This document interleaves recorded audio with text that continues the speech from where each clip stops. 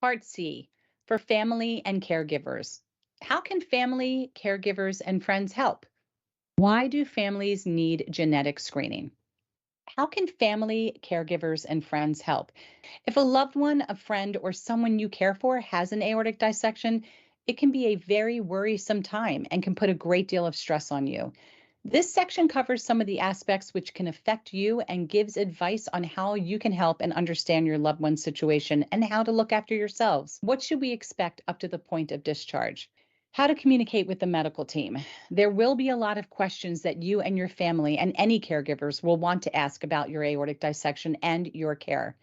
To ensure communication is clear and efficient as possible, it is important to nominate one family member to communicate with medical, nursing, and ICU staff. This helps to avoid answers being interpreted differently via different routes.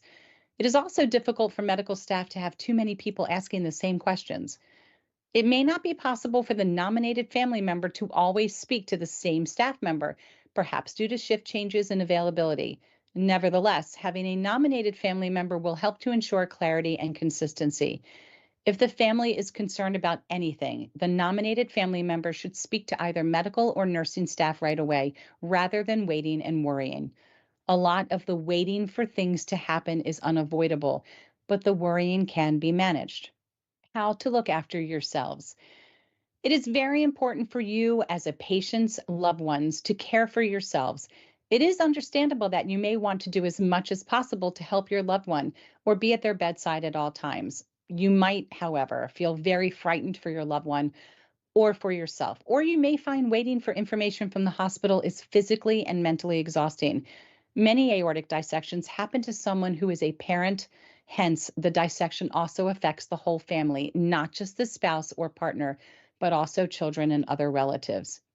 People's responses vary widely to such a life threatening event for their loved one.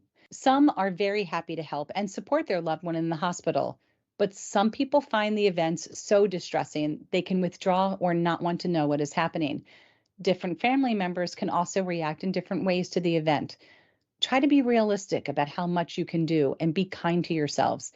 You will probably find it difficult to balance the conflicting wish to support your loved one with all the normal and pressing matters in life, such as work and supporting your family. This image is of community member and survivor Brian sitting on a bridge.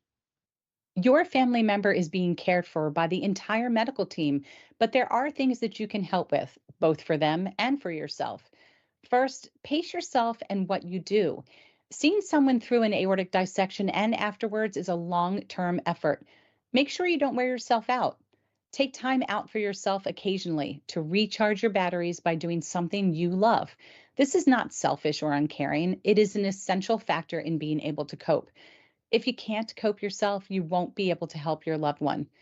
Second, don't assume that those around you feel the same as you do. Children may need understanding and respect as to the effects on them. Some will want to get actively involved, some will not.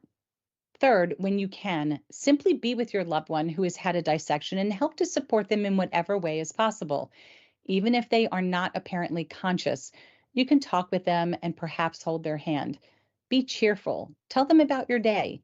But remember, they also need sufficient time to rest, sleep, eat, and be tended to by the medical staff. Respect the hospital's rules on visiting times and protected meal times, as these are there for a purpose. Don't take offense if the staff ask you to leave for any reason. Take that chance to get some rest yourself. What things can we do to help? You can help by bringing in things to help keep your loved one occupied. This might be their smartphone or tablet to keep in touch with people or to listen to music on earphones. Don't forget the charger and cable. Any food you bring should be checked first with the nursing staff, as your loved one may have particular dietary requirements. Do not take in flowers, as most hospitals do not allow them, but your loved one may like to have a family photo or a photo of their pet. It can also help to take in family toiletries or a favorite pillow. All these things can help to restore a degree of familiarity and normality. You can also read the earlier sections of this guide to help you understand some of what your loved one is experiencing and talk with them about it. They may struggle to take much of it in initially. Don't force it. Take your time and be sensitive to what they want to know first. Another practical thing you can do is to keep a daily journal or diary. Often, an aortic dissection patient will be completely unaware or will not remember much of what has happened, even if they were conscious at the time. This is normal. A journal can be very helpful in helping them make sense of it all. Record what has been happening day to day, the progress your loved one is making. Maybe include some photos. This journal can also be useful for your loved one, if they wish, to look back over it in the months after leaving the hospital. It can help them understand what happened and adjust mentally. They might want to continue with the journal themselves as their recovery progresses. It can be a source of comfort and provide encouragement for further rehabilitation. However, a journal may not be for everyone. Finally, stay positive and look forward to normal life returning. What happens after discharge? The first few days after returning home will be a learning process for your loved one, the patient, and anyone living with them.